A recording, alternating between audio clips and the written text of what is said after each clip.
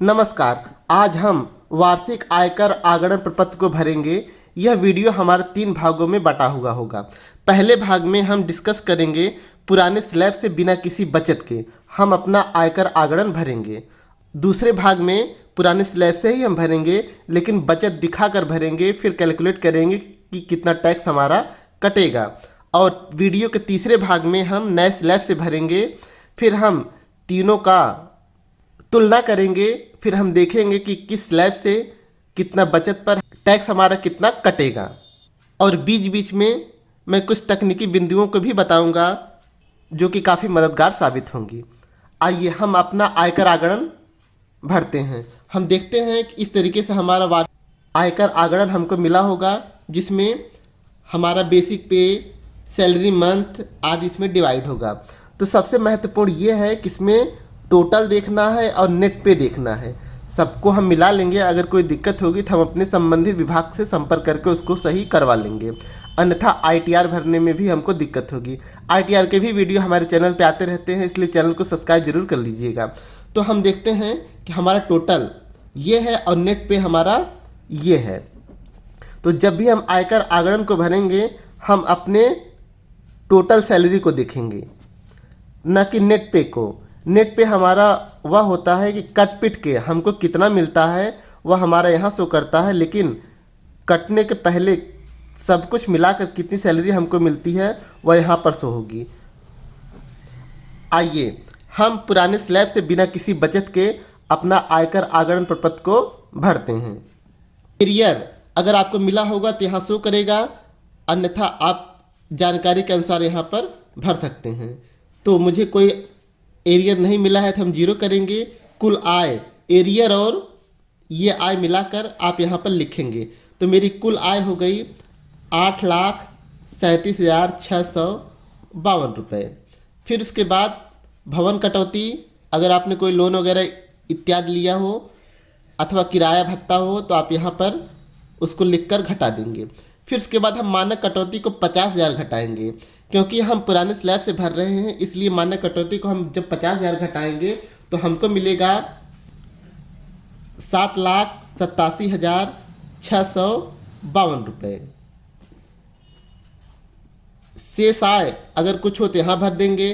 अन्य आय, अगर आप अपनी नौकरी के अलावा अन्य किसी स्रोत से आय करते हो तो आप यहाँ पर भर देंगे। तो मेरी कोई अन्य आय नहीं है तो मैं यहाँ पर 0 भर देता हूँ। फिर सकल आय, इन सब का योग हो जाएगा तो सकल आय मेरी हो गई 7,87,652 रुपये। अब हमको बचत दिखानी है। जैसा कि मैंने कहा है, इसमें मैं किसी भी प्रकार की कोई बचत को नहीं दिखाऊंगा, तो सारे बचत को हम शून्य मानकर अपने आयकर आगणन को भरते हैं। तो कर योग्य आय हमारी होगी 7,87,652 रुपये। अब सबसे ज़्यादा दिक्कत यहाँ पर हमको परसेंटेज निकालने में होती है कि किसमें कितना टैक्स हमारा कितने प्रतिशत का कटेगा। आइए इसको हम थोड़ा विस्तार से देखेंगे। वीडियो थोड़ी लंबी जरूर होगी, लेकिन बीच में छोड़कर मत जाइएगा, वरना कई चीज़ों को आप मिस कर जाएंगे। हम ये टैक्स कैलकुलेट कर रहे हैं 7,87,652 पर, तो इसको हम एक बार यहाँ पर पुनः लिख लेते हैं 7,87,652 रुपये। जैसा कि हम देख रहे हैं 2.5 लाख तक 0% है, तो 2.5 लाख तक हमारा टैक्स 0% कटेगा। फिर उसके बाद 2.5 लाख से 5 लाख तक 5%। तो अब हम कैसे इसको बांटेंगे? इसमें हम डायरेक्ट 5 लाख नहीं जोड़ देंगे, मतलब इस 2.5 में अगर और 2.5 हम जोड़ेंगे तो हमारा ये दोनों मिलाकर 5 लाख हो जाएगा। तो इसका हम निकालेंगे 5%। हम निकालते हैं 12,500 रुपये आ गया। 12,500 रुपये। तो हम यहाँ पर इसको भर देते हैं। 2.5 लाख तक हमारा ये 0 हो गया और 2.5 लाख से 5 लाख तक हमारा ये 12,500 रुपये हो गया। 5 लाख तक हमने टैक्स कैलकुलेट कर दिया है। तो अब हम 7,87,652 में से 5 लाख को घटा देंगे। जितना आएगा उसका हम 20% टैक्स को निकालेंगे, क्योंकि 5 लाख से 10 लाख के बीच हमको टैक्स कैलकुलेशन करना है, क्योंकि हमारी कर योग्य आय 7,87,000 ही है जो कि 10 लाख से कम है। तो हम 7,87,652 में से 5 लाख घटा देंगे। अब इसका 20% हमको निकालना है। 2,87,658 का 20% आ गया हमारा 57,531 रुपये। 57,531 रुपये कुल आयकर हमारा। हम इसको जोड़ेंगे, इसको जोड़ेंगे और इसको जोड़ेंगे तो ये हमारे जीरो है। 12,500, 57,531 जोड़ने के बाद हम हमेशा रैंडम फिगर को लेंगे। अगर हमारा 57,531 रुपये 60 पैसे आया है तो हम इसको 32 कर देंगे। 12,500 और हम जोड़ लेते हैं तो कुल हमारा आ गया 70,031 रुपये 60 पैसे। तो 70,032 रुपये लिखेंगे। हम कॉलम नंबर 10 को भरेंगे। अब इसमें थोड़ा हम देख लेते हैं। 12,500 तक हमारी 5 लाख छूट होगी। ये ध्यान रखिएगा, अभी हम स्लैब 1 के लिए भर रहे हैं और आप अगली लाइन पे मत जाइएगा। तो अगर हमारी वार्षिक आय जो है कर योग्य आय अगर हमारी 5 लाख तक की होती तो हमको 12,500 रुपये और छूट हमको मिल जाता, जो कि हम यहाँ से घटा लेते। लेकिन ये छूट हमको मिलेगी नहीं क्योंकि हमारी वार्षिक आय 7,87,652 रुपये है। तो इसलिए कुल आयकर हमारा हो 70,032 रुपये। अब इसका 4% हमको निकालना है स्वास्थ्य एवं शिक्षा उपकर के रूप में।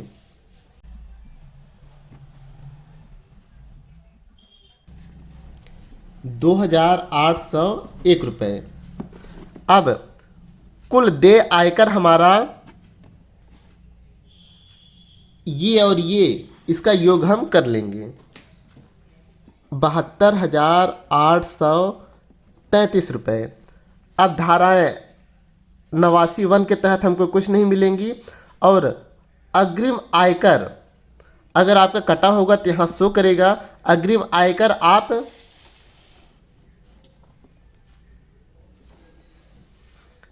IT एडवांस वाले कॉलम में भी देख सकते हैं, जो कि यहाँ पर 15,000 रुपये कटा हुआ है और वही 15,000 यहाँ पर रिफ्लेक्ट हो रहा है। तो 72,833 में से 15,000 को हम घटा देंगे। आगे 57,833 रुपये। कुल मिला के कुल टैक्स आपका कटा है 72,833 रुपये। ये मत सोचिएगा कि ये अग्रिम आयकर आपको सरकार कोई विशेष छूट दे रही हो, या आपका ही पैसा रहता है जो कि आप दर महीने आपका कटता रहता है ताकि आपका टैक्स भारी न पड़े। तो पुराने स्लैब से बिना किसी बचत के हमारा टैक्स कटा 57,833 रुपये। अब हम अपना वार्षिक आयकर आगमन प्रपत्र वही फिर से भरते हैं पुराने स्लैब से बचत करने पर। जैसा कि इसमें सब कुछ आपको पहले से ही मैंने बता रखा है। कुल आय हमारी हो गई 8,37,652 रुपये। कोई बचत वगैरह नहीं है तो और स्टैंडर्ड डिडक्शन मानक कटौती हम 50,000 को जैसे घटाएंगे तो हमको यहाँ प्राप्त होगा 7,87,652 रुपये। शेष आय कुछ नहीं है, अन्य आय भी कुछ नहीं है। तो कुल सकल आय हमारी हो गई 7,87,652 रुपये। अब सबसे महत्वपूर्ण बिंदु 80C के जितने भी डिटेल हैं हम उसको भर लेते हैं। मान लीजिए NSC हमने 50,000 भर दिया और PPF हमने 1 लाख भर दिया। फिर उसके बाद NPS अगर हम अपने आयकर आगमन में देखेंगे तो NPS का भी जिक्र है 81,468 रुपये। उसको हम यहाँ पर भर देंगे 81,468 रुपये। तो अगर इन सब का योग हम करेंगे 2,31,468 रुपये हमको प्राप्त हो गया। अब जब हम इसको भरेंगे 80C की धारा के अंतर्गत हम यहाँ पर मैक्सिमम 1.5 लाख तक की बचत को दिखा सकते हैं। आगे मैं इस पर विस्तृत चर्चा करूँगा बस कुछ पलों के बाद। आप थोड़ा धैर्य बनाए रखिएगा। फिर इसके बाद 80CCD मतलब NPS के तहत मैं मैक्सिमम 50,000 को यहाँ पर दिखा सकता हूँ। 1 लाख और 50,000 2 लाख तक की मैक्सिमम बचत को हम यहाँ पर दिखा सकते हैं। जैसे कि 2,31,000 में से 1.5 लाख हमने यहाँ पर दिखा दिया, फिर भी हमारा 81,000 समथिंग बचा हुआ था, लेकिन उसमें हम यहाँ पर सिर्फ 50,000 ही दिखा सकते हैं। अगर अन्य कोई छूट हो तो उसका हम योग करेंगे, फिर इसके बाद यहाँ पर इसका कुल योग हमारा हो गया 2 लाख रुपए। तो 7,87,652 में से अगर हम 2 लाख रुपए घटा देंगे तो हमारा हो गया 5,87,652 रुपये। अब हम थोड़ा इस पर डिस्कस कर लेते हैं कि 1.5 लाख और 2 लाख वाला मैटर क्या है और इसको किस तरीके से हम अपने टैक्स को और बचा सकते हैं। 80C के तहत हम मैक्सिमम बचत को 1.5 लाख कर सकते हैं और NPS 80D के तहत हम मैक्सिमम 50,000 दिखा सकते हैं। यह हम किन कंडीशनों में दिखाएंगे, मतलब अगर हमारा NPS कटता है तो हम मैक्सिमम बचत 2 लाख रुपए दिखा सकते हैं, लेकिन अगर हमारे NPS नहीं कटता है तो मैक्सिमम बचत हम मात्र 1.5 लाख रुपए ही दिखा पाएंगे। तो हम NPS का फ़ायदा कैसे लेंगे इसको हम देख लेते हैं। मान लीजिए 80C में हमने 1,40,000 रुपये ही जमा किए, फिर उसके बाद NPS जैसा कि मैंने बताया 81,468 रुपये कटा है, तो 80D में हमारा कटा है 81,468 रुपये। तो अब यह 1.5 लाख हम पूरा कर लेंगे। 81,000 में से 10,000 हमारा यहाँ पे चला जाएगा, तो ये हो जाएगा 1,50,000 और यहाँ पे कितना बचेगा, यहाँ पर हमारा बचेगा 71,468 रुपये। और ये 1.5 लाख और ये 71,000 को हम जोड़ लेंगे। अगर हमारा 2 लाख से कम है तो वहाँ पे लिखा हुआ जाएगा, कहाँ लिखा हुआ होगा ये भी हम देख लेते हैं। यहाँ पे हमको लिखना होगा, लिखने के पश्चात उसको हम यहाँ पर योग कर देंगे। और अगर मान लीजिए कि हमारा 2 लाख से कम होता है तो फिर 80C में जितना हमारा कटेगा उसको यहाँ लिखने के पश्चात फिर NPS में हम जोड़ लेंगे। कुल मिला के हमको 2 लाख तक की बचत को दिखाना है अगर हमारा NPS कट रहा हो तो। अगर मान लीजिए नहीं कटेगा तो हम 1.5 लाख तक ही सेविंग कर पाएंगे और हम अपने टैक्स को उतना ही बचा पाएंगे। अगर 2 लाख से ज़्यादा आपका कटता हो तो फिर भी मैक्सिमम अमाउंट आपका 2 लाख रुपए ही दिखेगा। यहाँ पर मैंने 2,000 लिख दिया था, इसको 2 लाख समझिएगा। अब फिर हम टैक्स स्लैब को कैसे कैलकुलेट करेंगे, जैसा कि मैंने बताया था 2.5 लाख तक 0 रुपये हमारा टैक्स कटेगा, फिर 2.5 लाख से 5 लाख तक, मतलब इसमें 2.5 लाख इसमें 2.5 लाख मिला देंगे तो ये हमारा 5 लाख के बराबर हो जाएगा। तो उस 2.5 लाख का टैक्स हमारा कटेगा 12,500 रुपये। 5 लाख हमने इसमें से घटाना है तो कुल हमारा बचेगा 87,652 रुपये। तो इसका हमको 20% टैक्स भरना होगा। आइए हम 20% इसको निकाल लेते हैं। 17,530 रुपये। कुल आयकर 12,500 17,530 को ऐड करने के पश्चात हम यहाँ पर लिख देंगे। आइए हम ऐड कर लेते हैं। कुल हो गया 30,030 रुपये।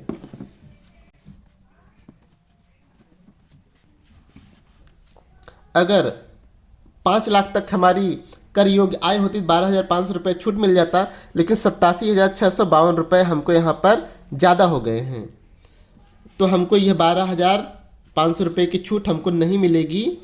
तो हम जीरो करते हुए कुल आयकर हमारा योग करने के पश्चात 30,030 रुपये हो गया। अब इसका 4% हमको और निकालना है। इसका जब भी हम 4% और निकालेंगे हमको मिलेगा 1,201 रुपये। 1,201 रुपये। अब 1,201 रुपये को और 30,030 रुपये को जोड़ने के बाद हम देय आयकर में यहाँ पर लिख देंगे। प्राप्त हुआ 31,231 रुपये।